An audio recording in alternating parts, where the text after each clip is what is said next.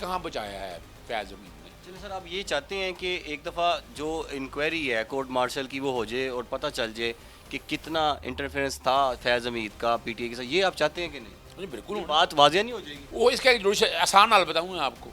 دیکھیے جہاں تک تو ملٹری ٹرائل یا اس میں وہاں چیزیں سامنے کھل کے نہیں آنی، نہ میڈیا پہنچ سکے گا، نہ رائٹ ٹو فیئر ٹرائل ہے، نہ ڈیو پروسیس آف لا ہے، جو طریقہ کار ان کا اپنا ہے.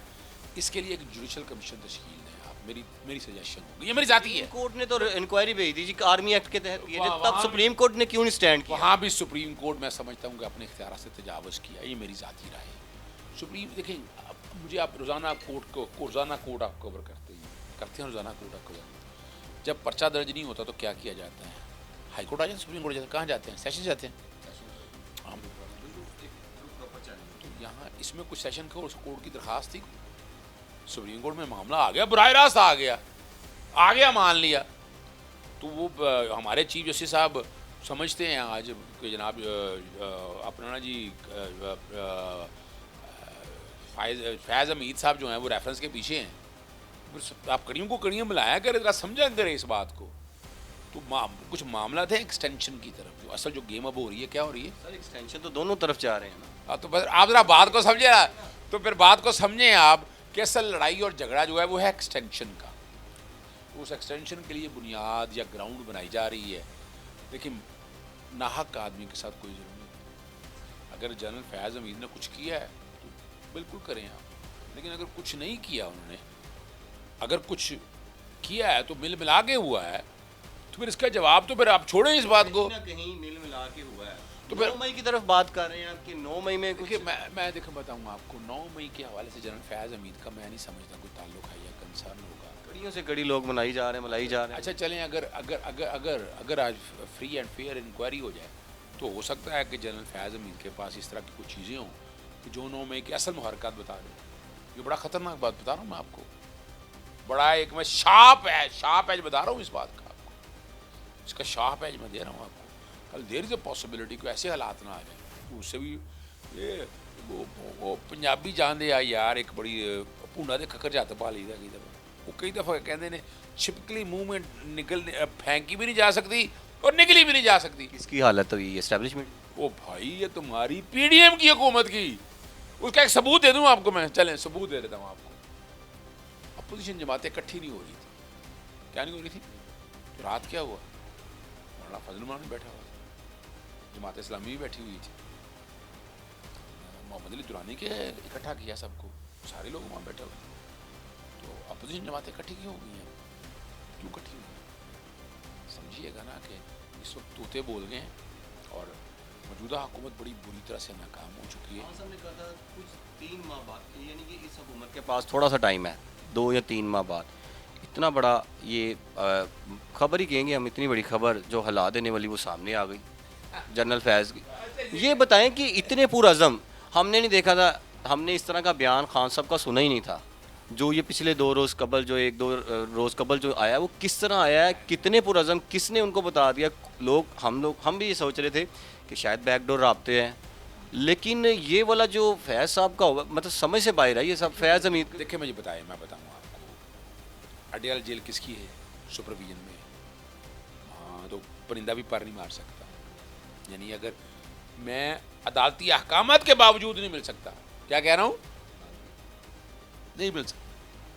تو اگر وہاں اگر کسی نے کرنا ہے، اگر عمران خان نے کوئی این آر او لینا تھا تو چیزیں لینی تھی. دیکھیں عمران خان کی جو باتیں کر رہے ہیں ان کا پہلے دن سے جو سٹینس ہے وہی ہے. میری جتنی ملاقاتیں ہوئی ہیں، جتنا میں دیکھتا ہوں سارے معاملے میں، عمران خان اپنے اصولوں پہ کھڑا ہے. عمران خان پیچھے نہیں ہٹنے والا. عمران خان حق و سچ کی بات کر رہا ہے اور پاکستانی پالیٹکس کے ڈائنامکس تبدیل کر رہا ہے.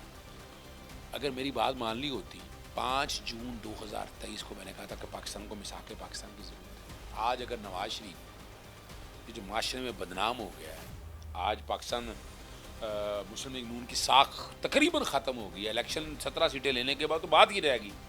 اگر یہی وہاں کھڑے ہو جاتا ہے عمران خان کے ساتھ تو آج قوم آگے جا رہی تھی، شاید ان کا سٹیٹس بڑھا. یعنی اگر مریم صفدر جو ہیں بڑا نعرے لگایا کرتی تھی ووٹ کو عزت ہو، آج ذرا نکل کے دیکھیں قوم کے سامنے قوم کیا حال کرتی. آپ نے کہا ہے کہ گراؤنڈ بنائی جا رہی ہے ایکسٹینشن کے لیے. فیض حمید کی گرفتاری کے ساتھ کس طرح یہ گراؤنڈ منسلک ہو رہی، کس طرح بنائی جا رہی ہے؟ وہ بات کو کیسے اب دیکھیں نرم رویہ چاہیے نا. جسٹس قاضی فائزی صاحب تو وہ مبارک ثانی کیس میں تو بڑی بری طرح سے پھنس چکے ہیں. میں نہیں سمجھتا کہ ان کا نکلنا اتنا آسان کم مجھے نظر آتا ہے. اور باقی وہ لگے ہوئے ہیں، وہ کیسز اب 3 سیٹیں بھی لے گئے ہیں، چلے لے رہی ہیں، کوئی فرق نہیں پڑتا. اور الیکشن کمیشن کو ہیرو بنائی جا رہے ہیں. کون سا الیکشن کمیشن ہیرو ہے؟ تو اب کوئی اب دیکھیں نا، اب معاشرے میں کو بیلنس کرنا، کو بتانا ہے کہ اب وہ یعنی یہ ہوائیں اڑائیں گی جناب جسٹس ثاقب نثار صاحب. وہ جسٹس ثاقب نثار نے کیا کیا ہے؟ کھڑے ہوں گے اس کے خلاف ساتھ. ہم یاد رکھیے گا ہم آپ کو، اگر justice chief justice Saqib Nisar صاحب کے ساتھ کوئی بھی اس طرح کا کام کیا، ہم وکلا کھڑے ہوں گے ان کے ساتھ، اور بہت بڑی تعداد کھڑی ہوگی. ایسے نہیں ہے. ابھی میں نے دیکھا سوشل میڈیا پہ ایک خبر سے، میں نے ان کو بھی گرفتار کرنا چاہتے ہیں، کریں گے، کیوں بھی ان کے اوپر کیا؟ اچھا میری آج بات ہوئی ہے، جس کس سے بات ہوئی ہے ماشاء اللہ ٹھیک ہے، بخیر و عافیت ہے. ان کا کیا تعلق اس سارے کنسرن سے؟ کیا ان کا کیا کنسرن ہے اس بات سے؟ یہ تو تیاری کریں جو 2.5 سالوں کے اندر جنہوں نے کیا ہے اس ملک کے ساتھ، جو 2.5 سال میں اگر عدلیہ کے اندر بیٹھے یا ہمارے مختلف منسٹریوں کے اندر بیٹھے جو لوگوں نے کیا وہ تیاری کریں. ایسا تر جانا ہے، دن رہ گئے نے تھوڑے. اچھا چلیں یہ بتائیں کہ کورٹ مارشل ہوتا ہے، کورٹ مارشل اس کے بعد یہ اپیل جو ہے وہ ہائی کورٹ میں کر سکتے ہیں، سپریم کورٹ میں کر سکتے ہیں، اس کا تھوڑا پراپر تھوڑا سا فارم کون سا؟ دیکھیں اپیل نام کی ہوتی ہے، یہ بتاؤں میں آپ کو، نام کی ہوتی ہے. الٹیمیٹلی زیادہ تر کو معاملہ جو ہے نا کئی جورسڈکشنل ایشو ہائی کورٹ میں آ جاتے ہیں. کورٹ مارشل ہوتا ہے. اچھا سب سے پہلے یہ بتا دیجیے کورٹ مارشل میں کون کون سی سزائیں ہو سکتی ہے، کون سی زیادہ سے زیادہ سزا ہو سکتی ہے، اس کے بعد بتائیے گا کہ اپیل کا فارم کون سا ہے. دیکھیں ایک بات تو ذہن میں رکھ لیجیے، کورٹ مارشل کا جو پروسیجر ہے نا، یہ دیکھیں نا یہ عام طریقہ کار سے مختلف ہے. یعنی ایویڈنس کا وہ معیار نہیں. ایک میجر کا ایک کرنل جو ہے وہ ایک عدالت کنڈکٹ کرتا ہے، اور وہ دنوں کے اندر ہی، آج نہیں کل نہیں 2 دنوں کے اندر اندر ٹرائل سارا ختم ہو جاتا ہے. کوئی لمبا ایشو نہیں ہے. سزائیں دیکھیں پاکستان آرمی ایکٹ کے مطابق اپنی سزائیں تجویز کرتے ہیں، اور اس کے علاوہ پڑھی جاتی ہیں ملا کر پاکستان پینل کوڈ کے ساتھ دفعات ساتھ سامنے رکھی جاتی ہیں. اور اس میں کئی ایسی جگہ ہے کہ جہاں کیپٹل پنشمنٹ بھی ہے. بتائیے کہیں گے نہیں، سزائے موت بھی ہے، عمر قید بھی ہے، اور کئی چیزوں کو سامنے رکھ کے بڑی سخت سخت سزائیں بھی اس کے اندر موجود ہے. اور اب ریمیڈی جو طریقہ کار ہے، جب آپ کو یاد نہیں ہے ابھی ملٹری ٹرائل کے چل رہے تھے 9 مئی کے، تو پوچھا گیا کہ بتائیں ریمیڈی کیا ہے، اپیل کہاں آنی. دیکھیں نا یہی سوال میں میں اس لیے بتا رہا ہوں نا کہ یہاں کیا ہے وہ appeal chief of the army staff نے سمجھی. ٹھیک ہے نا، سمجھیے گا نا بات کو. تو وہاں یا تو ایک پیرلل جوڈیشل سسٹم ہے نا، تو ہمارے یہاں تو کئی معاملات میں آ کر نا یہاں کیا دیکھا جاتا ہے، ہمارے یہاں تو کئی معاملات میں چیلنج کیے جاتے ہیں، کئی ایشوز کے. اب چونکہ ابھی تک نیچر نہیں نا پتا، کون سی نیچر ہے پتا ہو تو یہ بتا دیں کورٹ مارشل میں آپ نے کیا دیکھا ہو، منیمم کیا سزا ہو، میکسیمم کیا ہوگی، تو آپ کی دیکھیے میں بتاؤں آپ کو، جیسے میں نے کہا کیپٹل پنشمنٹ بھی ہے یہاں پر سزائے عمر قید بھی ہے، تھوڑی تھوڑی سزائیں بھی ہیں یہاں پر. کئی دفعہ مائنر پینلٹی ہوتی ہے، اگر حاضر سروس ہو اس کا رینک ڈاؤن کر دیتے ہیں کئی دفعہ. یعنی سزاؤں کی اپنی ایک نیچر ہے، یعنی یہ عام سزاؤں سے واپس لے لی جاتی ہیں، یعنی کئی شکلیں ایسی ہیں نا، کئی شکلیں ایسی ہیں کہ جو اس کے اندر دیکھے بیٹھ کے اس کا طریقہ کا. اور میں ایک بتاؤں آپ کو، دیکھیں یہ ایک ڈسپلن فورس کے لیے بہت ضروری ہے. دیکھیں میں یہ جو ذرا پولیٹیکل گفتگو چل رہی ہے نا ساری، ایک ڈسپلن فورس کے لیے اس طرح کا نظام بہت ضروری ہے. اگر آپ نہیں کریں گے نا تو فورس کا ڈسپلن نہیں رہ سکے گا، پھر وہ کھیلے گا اس نظام کے ساتھ، وہ اپنی جگہ پر کھیلے گا. تو ہمیں اس سے بچنا ہے. اچھا میں یہ کہہ رہا ہوں کہ اب انہوں نے طویل میں لے لیا ہے تو کورٹ مارشل کی کارروائی بھی شروع کر دی ہے. کورٹ مارشل تو ہوگا تو کچھ تو پنشمنٹ ہوگی، کہیں نہ کہیں تو ان کی مداخلت ہے. دیکھیے میں ایک بات بتاؤں آپ کو، یہ کوئی سیاسی گرفتاری تو نہیں نا؟ دیکھیے میں بتاؤں آپ کو، ابھی تو دیکھیں نا ایک سوال تو آئے گا کل، اگر کسی نے، میں ایک بات کر رہا ہوں اس کو یوں نہ لیجیے، اگر کسی نے ہم سے بھیجا کی درخواست دائر کر، میں بات کیا کہہ رہا ہوں، کسی نے اگر ہم سے بھیجا کی درخواست کر دی کہ اس کو ہم سے بھیجا میں رکھا ہوا ہے، انٹرفیرنس ہو سکتی ہے آرمی ایکٹ کے. میں پھر بتاتا چلوں نا، تو یہ تو جہاں تک ہے نا، جہاں تک وہ اگر تو آپ نے قانون کے مطابق گرفتاری ڈالی ہے اور پھر آپ لے کر چل رہے ہیں آگے تو ٹھیک ہے. لیکن اگر آپ نے گرفتاری نہیں ڈالی، آپ نے ویسے محبوس کیا ہوا ہے یا ویسے رکھا ہوا ہے، تو ہماری عدالتوں کو اختیار ہے، आर्टिकल 199 के अदालतें बाजियाब करा सकती हैं, याद रखिएगा। तो कोई ना कोई चीज़ तो लाना पड़ेगा, मटेरियल सामने आना पड़ेगा। और मैं आज भी समझता हूँ, देखिए ये फ़ौज का इंटरनल मामला है, फ़ौज को अपने तई ये सारे मामले को लेकर चलना है, वो बेहतर समझते हैं क्या होना है। लेकिन यहाँ राइट टू फेयर ट्रायल और ड्यू प्रोसेस ऑफ लॉ समझ आनी चाहिए। इसको जो देखिए गवर्नमेंट ने खुद कंट्रोवर्सीज इतनी पैदा कर दी है, ख्वाजा आसिफ को इस तरह के बयान नहीं देने चाहिए थे। पाकिस्तान तहरीक इंसाफ ने खुल के कहा है कि इंटरनल मामला है, आप जाने, आपका काम जाने, जो मर्जी करना है करें।